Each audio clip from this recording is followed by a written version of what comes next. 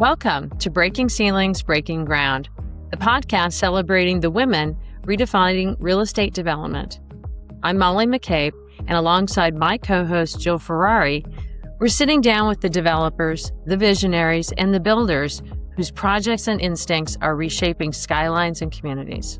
What strikes you when you talk to the women in this space is just how expansive their thinking is. Profit and community impact are not competing priorities. And that mindset is producing some of the most innovative development work in North America right now. So this is a conversation about what's being built, the deals, the risks, the pivots, and the wins. So let's get into it. Jill, would you like to introduce our guest today? Our guest today is Meghan Elliott. In 1989, as a teen, Meghan spent 3 days living out of a car in earthquake-ravaged Santa Cruz, California. No gas, no water, no power, and a downtown reduced to rubble. That moment never left her. And when you hear her talk, you'll understand how it defines her career and her mission to save historic structures and build communities. Today, Meghan is a licensed structural engineer turned serial entrepreneur, running 3 Minnesota-based companies built around one mission, keeping historic buildings alive and in use. She founded New History in 2011 to solve the financing and regulatory puzzles standing between old buildings and their next chapter, and co-founded RevitalizeMN, an advocacy organization to save Minnesota's historic tax credit from extinction.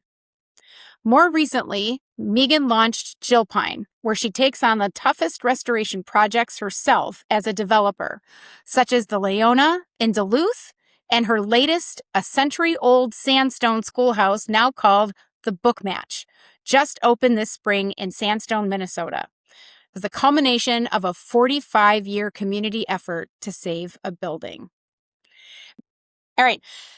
Meghan has been awarded the 2023 Preservation Action Hero of the Year, 2023 RE Journal's Women of the Year Development and Construction, AIA Minnesota Collaborative Achievement Award in 2022. She is regularly covered by Star Tribune, NPR, Axios Twin Cities, and Duluth News Tribune on Minnesota's Minnesota's historic tax credit fight. Welcome, Meghan. Thank you. We are so excited to have you here, Meghan, today. One of the things that when I looked back on your bio and reviewed some things that you've talked about that was so striking to me because it's so similar to my experience is that I too lived through the Loma Prieta earthquake. Unlike you, I was a little bit further away. I was up at the stadium in San Francisco watching the beginnings of the baseball game for the World Series. And also, unlike you, I did not let that define my further career. However, I've noticed that you have. And I think one of the things I've heard you talk about is the importance of place to the context of our lives, to the texture of our lives, to the memories. We really link into where we are, and that defines what our memories are. And if our place collapses, that changes things. So with that said, I'd love to have you talk about maybe some of the projects you're currently working on, because I think it's very interesting to me that through Jillpine, and we'll come back to the various organizations you have, or businesses you have, but talk about the work you're doing, whether it's with the Book Match or with Leona, or some of the work you're doing with New History, because I think your experience in the earthquake has really defined how you approach some of these projects. Well, let me start with talking about the Book Match, in part because that building opened literally last week. Congratulations. And after being vacant since 2004, it now has a number of families living in it, which is pretty exciting. You mentioned, Molly, that was literally a 45-year journey for a community. And this is a community of, I should define it, this is a community of 1,200 people in a very rural area. And if you if you do a Google aerial view of the town, you'll see that it's a handful of blocks of single family residential blocks, a very small downtown. The town itself was driven, I'll say, by the local quarry, which is where they got their sandstone, which is for which the city is named. And you can see that the biggest building by far is the school. And the school is located in the center of town. And that school was both I'm going to say, social driver of where everyone in the community and the surrounding communities would meet, where their kids went to school, where there was social activities, community activities. Also an economic driver when you think about the number of jobs with the school teachers and staff that were in the relationship with the school district. And so when when the quarry closed, and there was a lot of job loss at that point, and that was probably, I'm going to say, mid-century. And then when the school closed in the early 2000s, those are two pretty big economic hits to a community.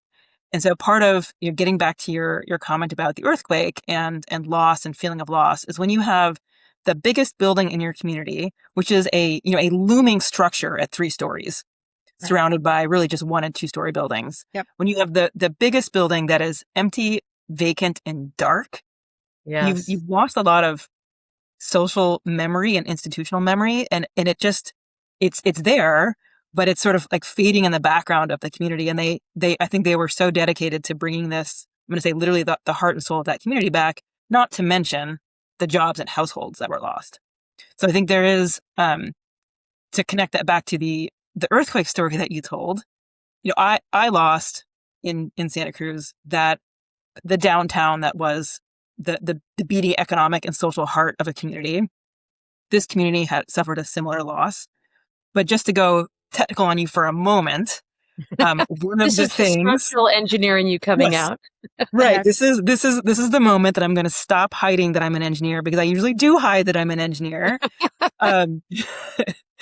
But I don't mind walking into a building that everyone else has given up hope on.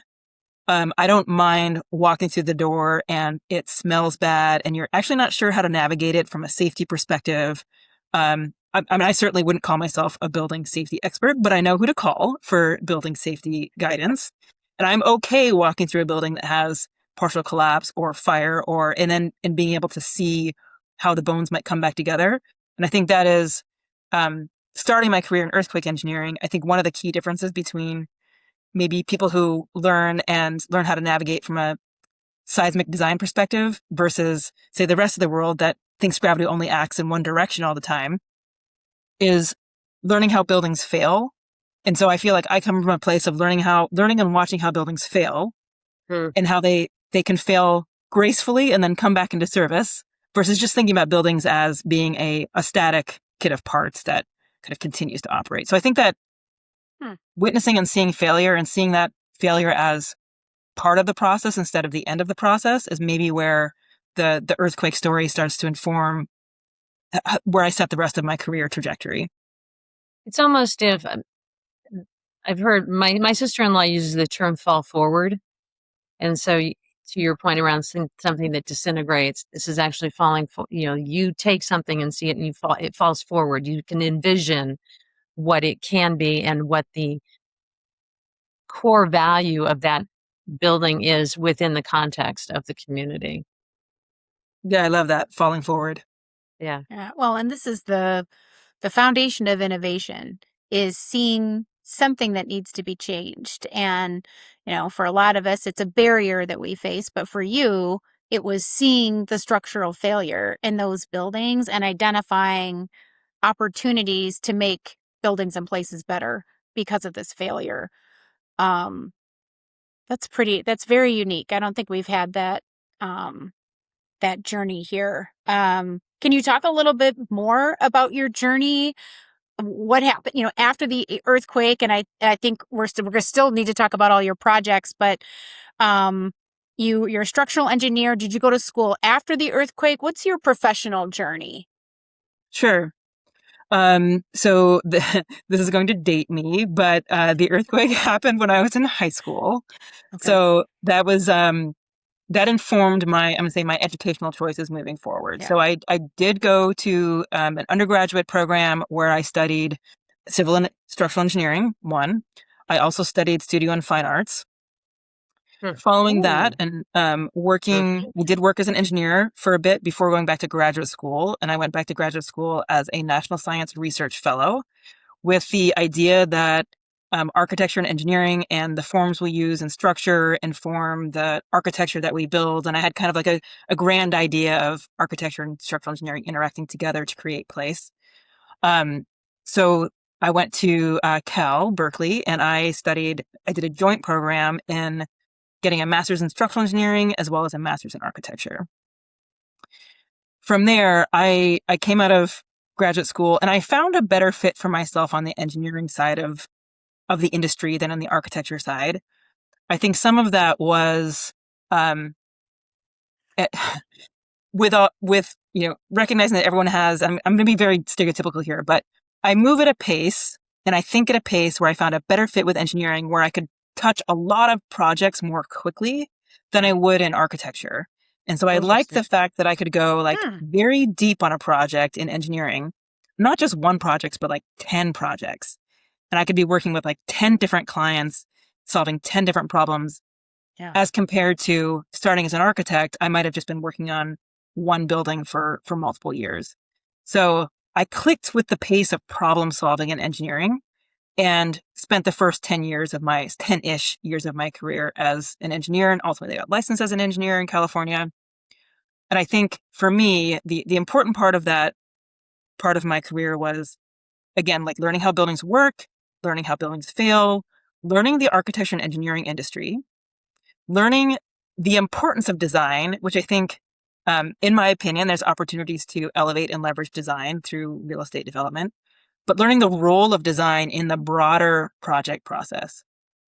I also learned, I'll say, the limitations of engineering and architecture and design, and that there was a whole lot more into making a project work. And so part of coming to Minnesota and leaving my current career roots in California, and I came to Minnesota. This touches a little bit perhaps on a future question about family. I came to Minnesota with a 12-month-old and I probably had not slept in, more than 12 months, right? So when my husband says we're moving to Minnesota, I say, great, where is it? And so not California, Minnesota is where? Where's Minnesota? Yeah. It's somewhere in the Midwest. Exactly. That's pretty much all I knew. And so I show up in Minnesota. Minnesota is perhaps the only, but one of the few states that has deleted the word seismic from their building code. So I come to Minnesota and I am basically valueless. Yes. I have little to no value to engineering employers because they don't deal with earthquakes here. They deal with snow. Yeah. And that's not my experience in education. So instead of rejoining the design industry, I started New History. And by starting New History, my goal was to bring together all of the resources that my clients need to solve these challenging building reuse problems. Mm-hmm. I worked as an engineer for a little while just to understand the lay of the land and who was who in Minnesota. But my goal was, and this was 2011 that I started New History, but my real goal was to start New History as a consulting practice. So then starting a consulting practice, I feel like I learned entrepreneurship, I learned small business management and how to run a business and how to put a team together and how to lead a team. And then at some point I thought, probably after I'd done about literally 250 projects, behind me as a consultant, I thought, I think there's solutions out there that I'm not sure anyone else is either brave enough, dumb enough, or just has the sheer tenacity to try some of these. And I would go to my clients and I'd say, here's a building. I think this can be redone. What do you think? And they'd say, no. And then I thought, well, I'm just going to try it anyway. So that's really how Jillpine started was, I think there's ways to do this, but I need a different way to do it. And frankly, no one's going to believe me unless I can prove it. And so that was the start of Jillpine in 2020. I read a quote this morning. I actually wrote it down after reviewing my notes today. And that so reminds me of you. Manifestation is about cultivating a fierce belief in possibility. That is a great quote. And so it's so interesting to me. You've taken new history where I know I'm sure you're getting lots of calls from cities and communities about, we have this jail, we have this old school, we have this building that's falling down, or other developers calling you saying, I don't really know how to do this. I'm fascinated by the fact that you have taken that on and said, I've done all these projects and I see possibility in these buildings that no one else wants to touch. I mean, the Leona project, which was an old jail, the school that's been standing since, other than its fire in 1905, what became the book match. These are extraordinarily complex, challenging issues. And yet you've said, I think this is an opportunity and I can figure out not only how to redesign it, structurally engineer it, but I can figure out how to finance it. And I know the right people to bring in for all the pieces. That's pretty brave. And that's pulling together a lot of things. Can you sort of talk about that leap? That feels big. And I know you've commented about how you've structured Jillpine versus how you've structured New History as separate firms and why you've done that. Sure. There's a lot there, Molly, and there's a lot of different ways to take that question. However you want. Okay. I think what I'll start with is, as I come from a design background, I come from a very technical background. One of the things that I've appreciated about leading New History is that I'm giving my clients my skills, and I'm literally selling my skills and the solutions I can create for them. But I'm watching what I don't know, and so I have learned real estate finance, and I'm going to say community consensus building by watching my clients, both what they do well and, frankly, what they don't do well. And I've been trying to pick up, like, what are the other pieces of the puzzle to make these projects work by, learning and watching from the people around me. And then one of I'll say, like, my Achilles heel as a developer is I didn't have any background in real estate finance. And so everything that I've learned about real estate finance, I have learned by trying it, by making mistakes, making some big mistakes, but learning how to understand the role of finance and how to put together, like, very, frankly, very complicated capital stacks. As I think Molly, I mean, both of my projects have had an overwhelming amount of public sources, and public sources that come with a lot of, I don't want to say strings, but a lot of expectations in terms of what the community is expecting back in exchange for providing those public sources. So with both of my projects, I think, I learned a lot on the first one, Leona. I think that one had eight capital sources on it. And the big learning curve for me on that one was a combination of tax increment financing, which was totally new to me, and then some housing support in terms of it's a mixed income project, so it has some income restricted units, and learning how to navigate some of those tools for providing affordable housing. And then I leveraged that into the book match, which has 17 capital sources, Oof. including 5 different state agencies and 2 federal agencies. So figuring out how to speak all of those different languages and work with all of those different, I'm going to say, types of grants, types of loans, type of deferred loans. I mean, you name it, I've got it. Every different potential possible type of source to put in there. But at the same time, that's part of that engineering drive in me to figure out how all these pieces fit together and how to put the puzzle together. And at the end of the day, like, I can drive a spreadsheet and create a spreadsheet. And I used to create spreadsheets about structure and beam design and columns. And now I'm just creating spreadsheets about how to stack sources together and how to think about the operation of the building. But it's still a spreadsheet at the end of the day. Yeah. So it's interesting, coming from the pace of an engineering career and a consulting career where you're seeing so much impact because you're doing so many projects, to this development role that takes forever. You're waiting for everything, and every project takes so long.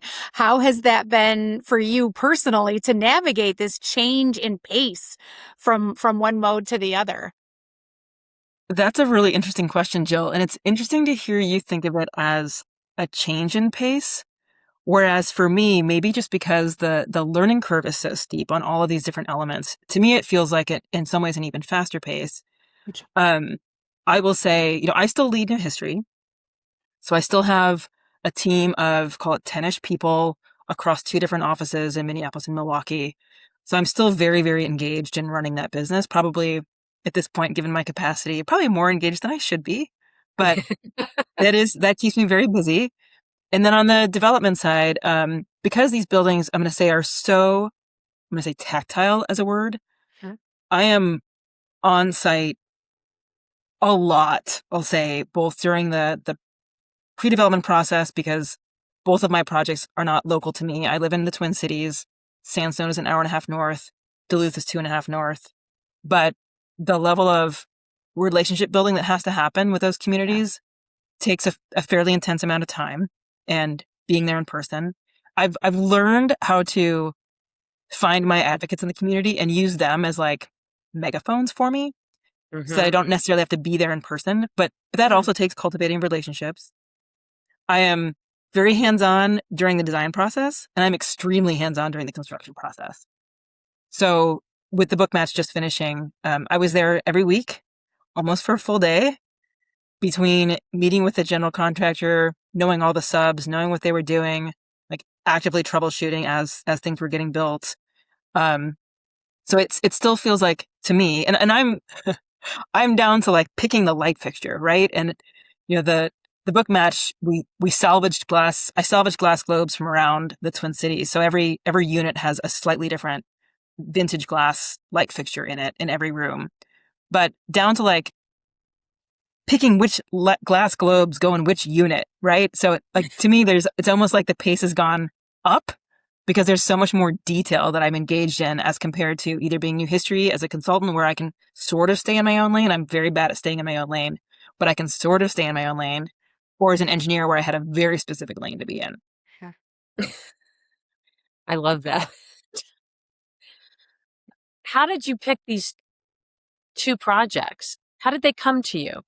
Because they're not, as you point out, exactly in your backyard. And it's not like you said, hey, there's nothing in Minneapolis or in the Twin Cities that I can do. Clearly there are plenty of projects, because I know you only work on historic buildings. So how did these come to you, and why did you pick these ones to step in with Jillpine as opposed to them being a new history project? For example, if they came to you via a developer or via someone else. So I think you're right. These are not in my backyard. As a developer, and I'll say, like, as a first-time developer, there is a barrier to entry in real estate development, and I will just say it's more competitive in the Twin Cities. The Twin Cities is by far the largest aggregation of population in Minnesota. Probably 80% of the population in Minnesota is in the Twin Cities area. I might be exaggerating a little bit, but so finding an opportunity as a developer, knowing that I wanted to go into development, because I've known that I've wanted to go into development for quite a while, probably since the early days of doing calculations as an engineer. I knew that ultimately I wanted to get to the development side. Okay. So finding an opportunity that literally I had to find the opportunity that no one else would touch, because I didn't have capital behind me. I mean, I can't tell you the number of banks I called to see if I could get a loan on my first project. And the answer was no for 99 out of 100 of those banks I called.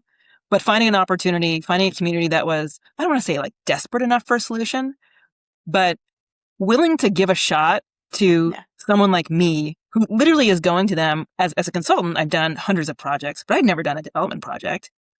And so to go to the city of Duluth and say, I think I have an idea for this building, I think I can solve it, and they're willing to give me a try because they've got no other options. Whereas in the Twin Cities, there's clearly many options. There's many capable developers here. And so I think that was the opportunity I had in Duluth. I also happened to have a client who was working on that project who I'll just say was like at the end of his line, total project fatigue, had tried a lot of different solutions, couldn't get there, knew he couldn't get there himself, and was willing to changed his relationship with me from being a consultant for him to being a partner in the project. And he essentially contributed the property into a partnership, and then I own it. And so for Sandstone, the city of Sandstone actually approached me and said, hey, I see what you're doing in Duluth. We have this building that means everything to us. We have tried, they had literally sold the building twice for $1 and had taken the building back twice through tax forfeiture. Wow. So when they came to me, they were willing to give me like one more shot, like one more try to save this building. And I will tell you, one of the first conversations I had with them was, if you've seen photos of it, it is a, pun intended, rock solid sandstone building, but the roof had collapsed in 3 locations. And once you have a roof collapse in a building, you've got the water coming in, and in Minnesota, it's water that turns to ice. Like I told them they literally have a year left before the interior of the structure, the wood joists are going to pull the masonry inward, and we're going to lose it. Yeah. So there was a little bit of a clock ticking in their mind. And there was me, who I'm literally their last opportunity to try to make this building work. So I'd say that the 2 opportunities have been, I'm going to say, open to me, whereas other projects might not be as open to me, either because I have too many people I'm competing with. I don't come with a lot of capital. I have scrapped both of these projects together with a very high number of public sources. I mean, do I have risk on it? Do I have money on it? Absolutely. Do I have risk out there? Absolutely. But I've had to leverage the public sources to make these projects possible as compared to just my own equity. Yeah. It's amazing.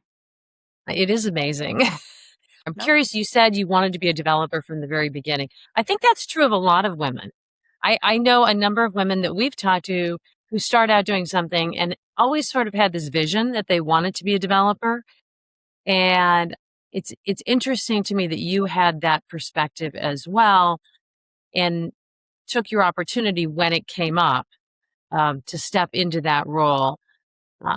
It's just a different way of being in or moving through projects with your own risk online, with capital online. And I want to ask you a question about family and the people that you have around you, and how that may influence or inform either the choice you made on waiting to get into development, and or why it's important to save these historic buildings, how that may inform that piece of it. You talk a lot about pace, and Jill mentioned pace and juggling and things like that. And I think for those of us, particularly who have parents and kids and friends and work colleagues, there's just a lot going on. So why did you wait? And then how does the people around you inform your decisions? So from a family perspective, I'm sure you both know it's hard to keep all the plates spinning and all the balls in the air and all the things that you have to do on a day-to-day basis. I think my family would agree that I'm the primary parent in the family, and I was the one that I have one daughter, and she is almost 21, so that's a pretty exciting moment. Yeah, almost 21. Same age as me. Yes, and That's great. I had my daughter, and after I'd been working as an engineer for about 10 years, I knew at that point that I was probably ready for a change in my career. Having my daughter, I think, accelerated that change for a couple of reasons. One, I had every intention of returning to the workplace, and I'll say in a reasonable amount of time after having a baby. I didn't make it back for 2.5 years. That wasn't exactly how it was planned. I think there was, silver lining. It gave me an opportunity to think about what was important. And I'm sure anyone who's had a child knows that your perception of time changes. Your perception of priorities changes after you have a child and have literally another person to think about first before yourself. So I think having my daughter made me question where I was providing impact in my life and how I wanted to spend my time and what I felt like was important from a career perspective. So the confluence of having a child, not being able to return to work as quickly as I thought I would, moving to Minnesota, which was, like I said, I was severely sleep deprived at the time, coming to Minnesota and having to reinvent. But silver lining, taking the opportunity I had that I wasn't employed and I had I'm going to say the luxury of thinking about what I should do next was part of how I came to make the decision to start New History. So I think that was maybe both a hard but a helpful coming together of family decisions and career decisions, and maybe forcing a career transition at a time that was a little uncomfortable but had to be done.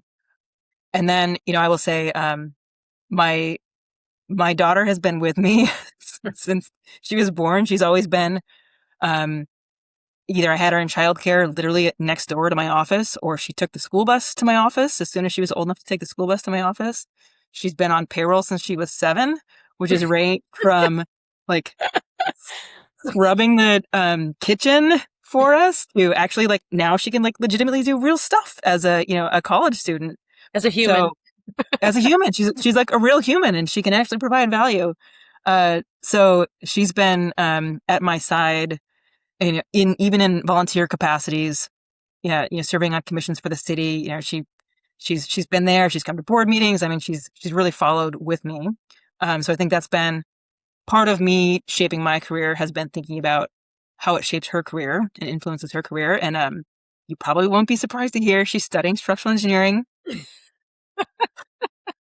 Love that.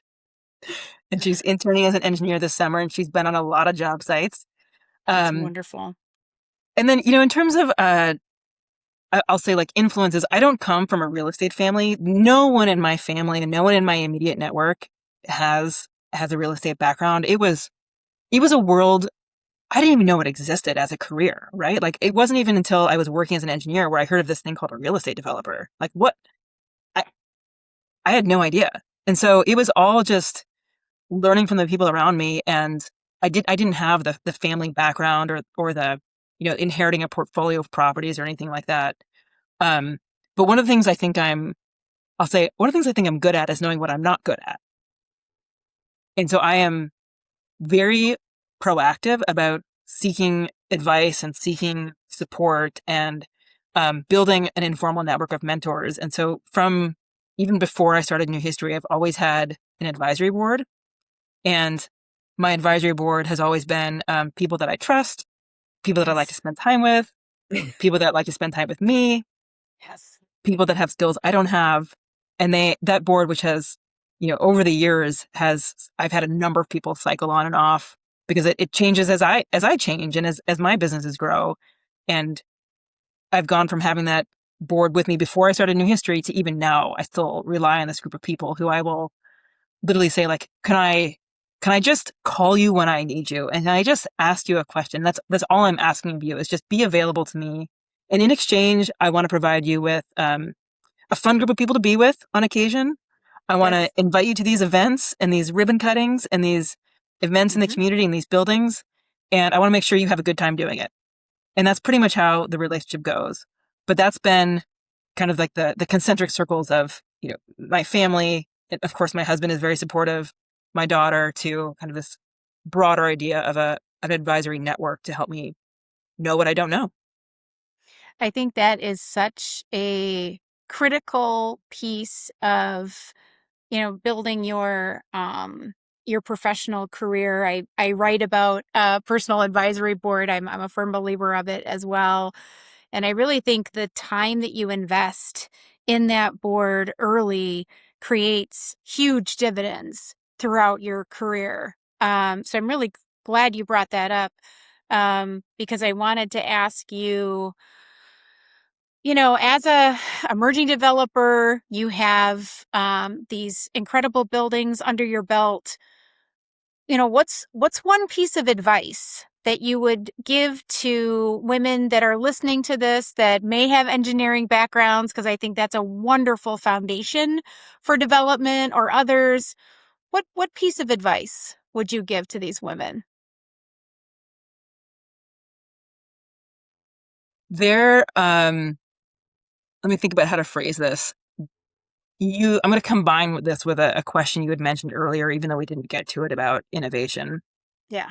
And I love the idea, and I think it's Cal Newport writes about this, about sort of getting to the edge of what you know, and then looking to see what everyone else is doing in other fields, and kind of like borrowing solutions from other fields. Mm-hmm.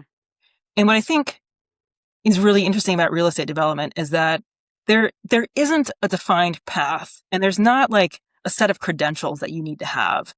And one of the reasons I like the field, and where I see opportunity for others in the field, is that you can leverage the skills you have to make unique solutions in a way that no one else can, because no one else is you. And so I think the advice would be to understand what you're really good at, and then figure out how what you're already really good at will make a great project. And then you can just go fill in the other pieces, because you can get that knowledge from other people. Yes. Or through an advisory board, like you mentioned, Jill, or I've taken a ton of like online courses or nighttime classes or whatever. You can find that other skill. But I think what I've found to be, I'd say, like very satisfying about real estate is that you can really create value through so many different ways, whether you come from a design perspective or a finance perspective or a community building perspective. There's so many different ways to add value that I think the advice would be to like understand what you can do really well, and then figure out how to leverage that in the project. And one more from me, and then I'll let Molly talk. Because you brought up something early on that I wanted to come back to. Molly and I have hosted this podcast a few times, and some consistent themes keep coming up. One is perseverance and resilience. Just, our passion to just keep moving forward no matter what. And then our ability as women to pivot when something, we hit a wall, we can't get an answer, can't make a solution, to shift. Because you brought up tenacity, which is, the sister to perseverance. It's a different emotion. It's a different trait. But wanted to talk about how you have faced a hurdle somewhere, whether, it was with one of your projects or just your professional journey in general, and you were able to pivot in that moment and move in a different direction. It may be an experience you've already discussed, but can you relate that to this particular question? Yes. And I think when you started the question off, Jill, and I think that was, about perseverance and tenacity. And maybe I'll start by answering this in a very generic way, and that might be the answer. Maybe we go specific, but I do think that and I say we collectively, women in real estate development, or I'll say even like women in professional roles, how many times a day do you hear the word no? Like I feel like you almost become numb to hearing no. Like, Right. No, you can't do it, or no, it doesn't work that way, or no, that's not the way it's always been done, or no, you don't have the right skill set. And so you just get into this like, okay, well, you've told me no, but I'm going to figure out how to do it. And I feel like you just get into this pattern of no doesn't necessarily mean no. It just Right. means try again and try in a different way. Mm-hmm. And so I think that that's partly how I've gotten to a space of tenacity and perseverance. And just as like it's almost like a habit now to hear no and think about, okay, so now what? It's like, all right, you told me no, not to go right. I'm going to go left. Like, it doesn't really matter. I'm going to get there anyway. I'm just going to go a different way. So would you think, Love or it. would you frame that as your superpower, this ability to navigate the no's around that? Or is there another superpower that you would, because that feels pretty solid Yeah. to me as a superpower. I'll take that. Not accepting a no as the end answer. And maybe it's just having a thick skin, Molly, of just like, you can tell me no, and I'm not gonna cry. I'm not gonna be upset. I'm gonna hear you. I'm gonna hear why you said no, and then I'm gonna think about what it would take for me to get you to yes. Well, I think there's a book called that, Getting to Yes. Yes. You're clearly a skilled negotiator, Mm-hmm. right? I mean, I think it's really important to recognize that is a skill, and it is a learned skill, a Yeah. cultivated skill, something that not everyone has. And that feels to me like one of your many superpowers is that ability to do that. Um, it's just, yeah, I was trying to think of another word because I know this isn't, it's not right, but maybe our team, Molly, can come up with something. But yeah, listening to you talk about how you see value in buildings and projects when others don't. And then you mentioned being able to find those members of the community and connect that could, you seem like this sustainable gold miner that you just have this ability to see value when others don't, or see yep, opportunity when others don't. And I mean, that sounds like a wonderful superpower to have, because it's optimism. It's just pure optimism and hope. yeah. And it's I love wonderful that, to Jill. hear about. Yeah, and learn about everything you've done. Um, before we wrap up, we always like to ask our guests if there is anything in new history or Revitalize MN, any policies we should be aware of, or anything with Jillpine that you want our audience to know about. Any opportunities, any news, anything like that. Well, let's see. I'll answer that a couple different ways. I will be advocating again for the Minnesota State Historic Tax Credit. The current sunset is 2030. Hmm. So I will be going back to our Minnesota legislature in 2027 to start talking about a renewal and an extension of that program, with 2027 being the next year that they'll be doing a state budget. So I will certainly be reaching out to a lot of people to build support for that effort for the Minnesota State Historic Tax Credit. I also advocate quite a bit on the federal level for the federal historic tax credit. And I would encourage all of us who reuse buildings to think about how to support and advocate for improvements to the federal historic tax credit program. As Jill Pine, I just wrapped up the book match. I don't have another project in my pipeline, believe it or not.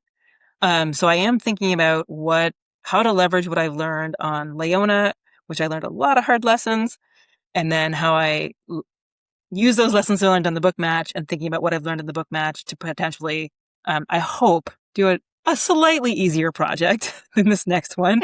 Hopefully one that can move a little faster than the two I've just done. But I am thinking about how to move, how to take what I've learned to do it again and perhaps do it more effectively. And hey, someday I'd like to make some money at this, right? Like, We get it. We I understand. mean, the projects are impressive, the capital stacks are impressive, but if you looked at the returns, you'd be appalled. So, I just, when you build a reputation as a problem solver, that value builds over time. Yep. And so eventually the returns will come because you can do things others can't. Right. And I want to make sure that we have in our slate of photos and renderings that are in our project. I want to make sure that we have at least one picture of the Leona where you have the remaining bars from the jail cells, because I know that from the historic tax credit side, one of those strings that was attached was you had to retain some of those, and your ability to integrate that problem solve into the design was very inspiring and perhaps inspired. yes, I would be happy to share photos of both projects before and after.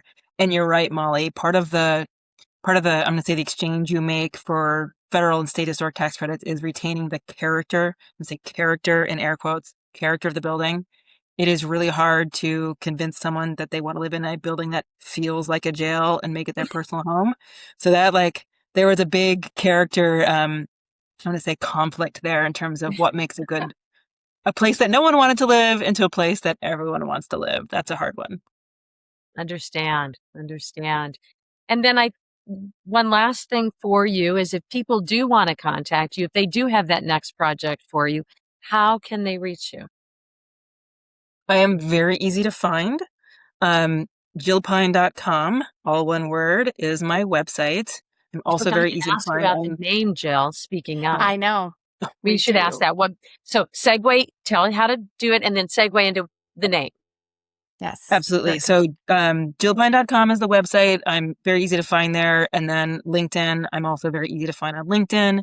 And I talk a lot about all of these projects, as well as things like historic tax credits. And I try to get a lot of news out via my LinkedIn page. So very easy to find me on LinkedIn as well. And I do a lot of communicating on LinkedIn.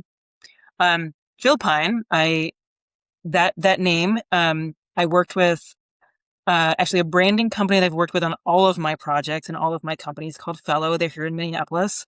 And I love the cleverness and thoughtfulness that they put into both their naming as well as their visual branding that they've helped me with on all of my projects.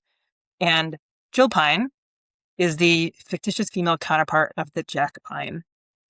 And as you might know, the jack pine is the first tree that comes back after a forest fire. And it's a very hardy, persistent tree. Oh, Superpower. wow. That's fantastic. Thank I you. love that. That is amazing. And what an incredible way to close out this discussion with Meghan Elliott. That is a wrap today on Breaking Ceilings, Breaking Ground. Meghan, thank you so much for being with us, sharing your journey, inspiring us. I think this conversation is going to change a lot of the questions that we ask, particularly around how your experience really drove your path. It's not just the people in your life, which is something we focus on, but what happened to you and how that made you want to change the world. So we're really grateful that you spent time with us today. We hope you all found today's conversation as inspiring and empowering as we did. If you love this episode, make sure to subscribe to Breaking Ceilings, Breaking Ground, wherever you get your podcasts. And if you know a woman in real estate development whose story should be shared, just like Meghan's, reach out through our website, www.breakingceilingsbreakingground.com. We'd love to feature her as well. Don't forget to leave us a review and share this podcast as broadly as humanly possible on your networks. Together, we can continue to amplify the voices of women shaping the future of real estate. Thank you Until so next much, time, Meghan. keep breaking ceilings and breaking ground. Thank you so much, Meghan. Thank you both.